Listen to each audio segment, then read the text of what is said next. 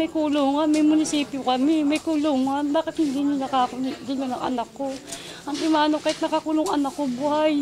Kasi sa nakahandusay na, hindi ko kaya tingnan na yung gabing yun.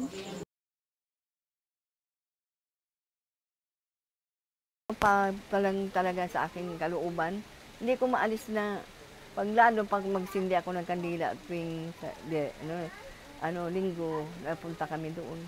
Ninadalaw namin sila. Umiiyak ako doon sa puntod niya.